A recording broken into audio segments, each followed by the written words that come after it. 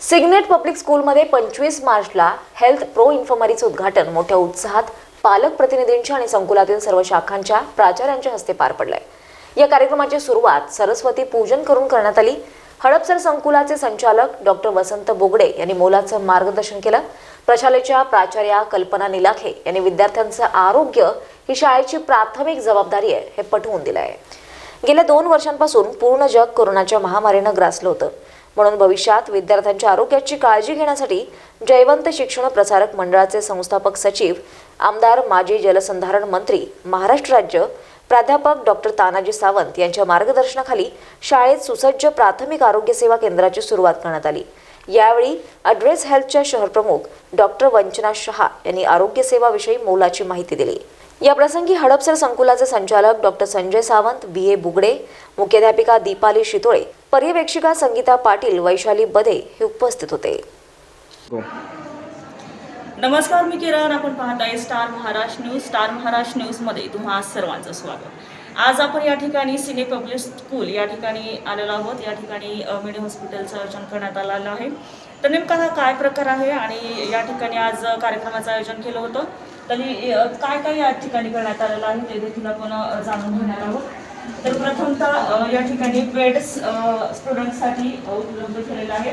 तर या ठिकाणी ज्या स्टुडंटला किंवा विद्यार्थ्यांना कोरोनाच्या पार्श्वभूमीवर काही जरी आजार झाला तरी तात्काळ या ठिकाणी दाखल करून त्यांच्यावरती उपचार केले जाणार आहेत आणि काही जास्त सहाय्यस्त असतील तर त्यांना हॉस्पिटलमध्ये दाखल करण्यात येणार आहे।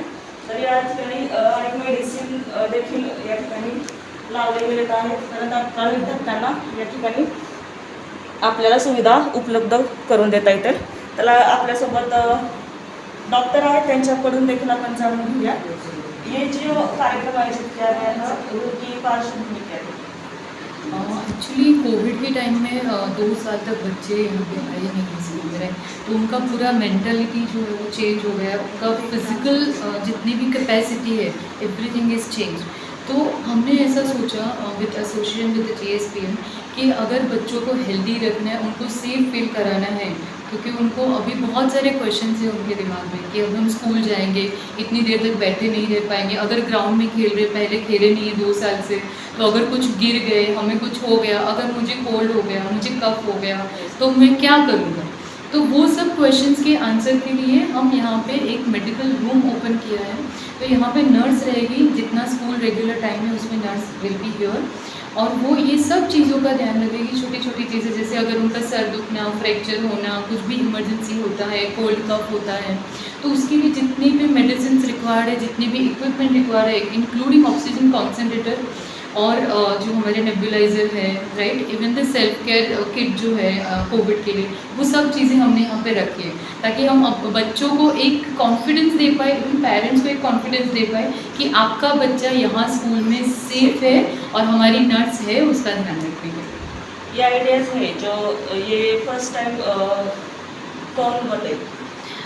एक्चुअली ये एड्रेस हेल्थ करके कंपनी है हमारी, तो हमने 12 साल पहले ये चीज़ स्टार्ट की है। सो अक्रॉस इंडिया 300 स्कूल्स हमारे पार्टनर हैं ये चीज़ में।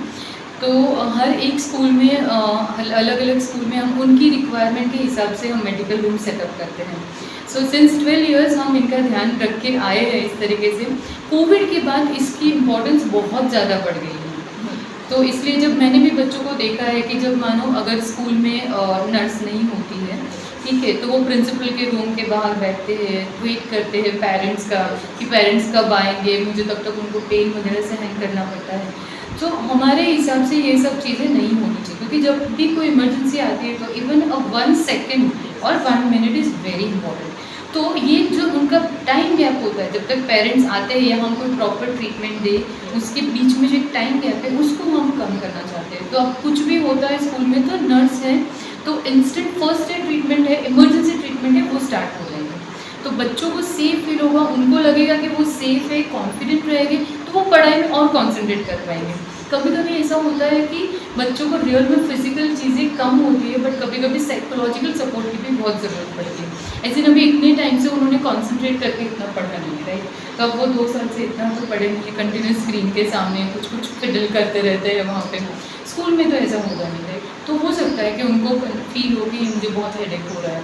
अगर इतने टाइम से पेपर्स नहीं लिखे तो एग्जाम में उनको ऐसा फील हो सकता है कि नहीं मेरा हाथ दुख रहा है। तो ये सब चीज़ों को हमें एक्चुअल में इस तरीके से देखना है कि उनका हाथ दुख रहा है, बट उनको एक साइकोलॉजिकल सपोर्ट की भी ज़रूरत है ताकि वो मोटिवेट होकर धीरे धीरे धीरे हमारी बैक टू जो नॉर्मल लाइफ थी बिफोर कोविड की उसमें वो आ पाए।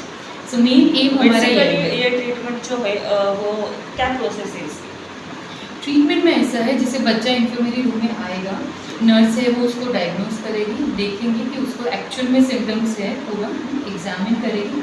उसके बाद अगर हमें लगता है कि हमें बच्चों को ये मेडिसिन देना पड़ेगा, ठीक है, तो हमें मेडिसिन देने के लिए हम पेरेंट्स को एक कॉल करेंगे, उनका कंसेंट लेंगे, then we will give the medicine. उसके बाद वो मेडिसिन देने के बाद हमारी नर्स है वो पूरा रजिस्टर वगैरह में एंट्री करेगी। इवन हमारा ERP पोर्टल है एड्रेस हेल्थ का, उसमें भी पूरा एंट्री होगी।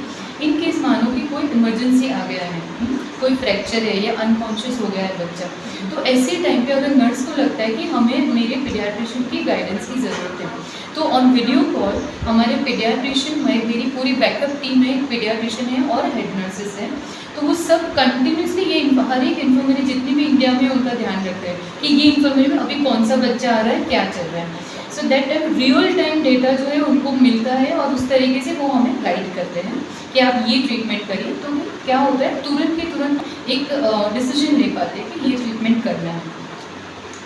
या ठिकाणी विद्यार्थ्यांना कशी ट्रीटमेंट दिली जाणार आहे ही देखील सविस्तर माहिती या ठिकाणी सांगण्यात आलेली आहे। आपण जाऊयात आता या शाळेच्या मुख्याध्यापिका आपल्यासोबत आहेत, प्राचार्य। तर एकंदरीत या सर्व कार्यक्रमाची पार्श्वभूमी काय होती? आता शाळा 4 एप्रिलपासून सुरू होत आहेत। आमचे जे फाउंडर सेक्रेटरी आहेत honourable doctor TG Sawant sir, यांना एक फ्युचर व्यू असा आहे की मुलं जेव्हा 2 वर्षानंतर शाळेत येतील तेव्हा जसं मॅडमने सांगितलं त्यांना काउन्सिलिंगची खूप गरज आहे आणि एक परमनंट हेल्थ सिस्टीम डेव्हलप करणं स्कूलमध्ये खूप गरजेचं आहे। याच्यातून सरांच्या प्रेरणेने आम्ही सुरुवात केली हेल्थ ॲड्रेस प्रोग्रामबरोबर टायअप केलेलं आहे JSPMने, जेणेकरून मुलांना सायकोलॉजिकल असेल, फिजिकल प्रॉब्लेम असेल, जर स्कूलमध्ये एकदा मुलगा आल्यानंतर त्याला जर तो मुलगा फेस करत असेल तर त्याचं सोल्युशन पालकांच्या सोबत मिळून शाळेने कुठेतरी द्यावं। याच्यासाठी हेल्थ ॲड्रेस प्रोग्राम थ्रू हा इन्फर्मरी आम्ही सुरू केली। म्हणजे ही संकल्पना कोणाची? ही संकल्पना आमचे honourable founder secretary TG Sawant सरांची आहे। त्याच्यानंतर ऋषिराज सावंत सर, गिरिराज सावंत सर, आमचे डायरेक्टर संजय सावंत सर आणि डायरेक्टर कुबडे सर, या सर्वांच्या संकल्पनेतून along with health address programme ही संकल्पना आकारात घेतली।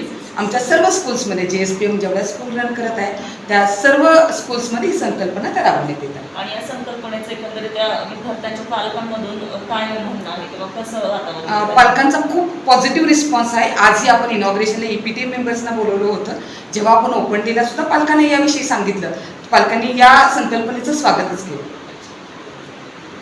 आपल्यासोबत अजून एक डॉक्टर आहेत, त्यांच्याकडून देखील जाणून घेऊया की काय सांगाल या सर्व? बेसिकली असं असतं की आम्ही मुलांना हेल्थ एज्युकेशन पण देतो आणि हेल्थ चेकअप पण करतो आणि इन्फॉर्मली हे 3 सर्व्हिस आमचे बेसिक सर्व्हिसेस आहेत। तर सध्या काय होत आहे, हेल्थ एज्युकेशन तर आमचं ऑनलाईन सुरू होतं आतापर्यंत, पण आता मुलं जेव्हा शाळेमध्ये येणार तर हेल्थ एज्युकेशनपासून हेल्थ चेकअपपर्यंत ते सगळं पण होणार। पण छोट्या मोठ्या गोष्टी होत असतात ज्याच्यासाठी पेरेंट्स खूप घाबरतात की माझ्या मुलाला काही झालं तर आम्ही कसं काय करणार, आम्ही दोघी वर्किंग आहे, मुलाला काही झालं तर कोण त्याची काळजी घेणार। आणि स्पेसिफिकली कोविडनंतर हे प्रॉब्लेम झाला आहे की पेरेंट्स खूप घाबरतात मुलाला पाठवायला, स्पेशली जे छोटे छोटे असतात, टॉडलर्स असतात, त्यांना खूप घाबरतात की त्यांना काही झालं तर आम्ही कसं काय कोपअप करणार। तर त्याच्यासाठी आम्ही हे सगळं सेटअप केलं आहे। जसं तुम्ही इकडे बघू शकता सगळ्या टाईपचे मेडिसिन, म्हणजे छोटं मोठं खर्चटलं त्याच्यापासून मोठं म्हणजे कॉन्सन्ट्रेटरची पण गरज पडली त्या मुलाला तर 5 लिटर्सपर्यंत ऑक्सिजन त्याला देता येईल, तशी आमची तयारी आहे। नर्स आहे आमच्याकडे, ती ट्रेंड असणार। लास्ट मुलं म्हणजे शाळेपासून बाहेर गेलं तेव्हापर्यंत नर्सकडे म्हणजे रजिस्टरमध्ये मेंटेन करणार, ती प्रिन्सिपल मॅमला दाखवणार ती की मॅम आज एवढे मुलं आले होते, यांना हा प्रॉब्लेम होता, आम्ही हा फर्स्ट एड ट्रीटमेंट केला आहे। तर बेसिकली हा एक फर्स्ट एड ट्रीटमेंट आहे की मुलाला काही झालं टिल द टाईम ते आपल्या पेरेंट्सकडे गेले किंवा ते हॉस्पिटलमध्ये गेले तर मुलाला असं नाही पाहिलं पाहिजे की त्याला फर्स्ट एड नाही भेटलं म्हणून तो कॉम्प्लिकेशन्समध्ये लँडअप केलं, म्हणून आम्ही हे सगळं सेटअप केलं आहे। एकंदरीत कोरोनाच्या पार्श्वभूमीवरती ही संकल्पना अतिशय कौतुकास्पद आहे आणि सिने पब्लिक स्कूल प्रत्येक वेळी काही ना काही संकल्पना घेऊन येतच असते आणि विद्यार्थ्यांच्या भवितव्यासाठी आणि त्यांच्या आरोग्यासाठी ही संकल्पना अतिशय चांगलीच आहे, कौतुकास्पदच आहे. आणि या ठिकाणी वेळ झाली तर थांबण्याची. किरण चौधरी, पुणे.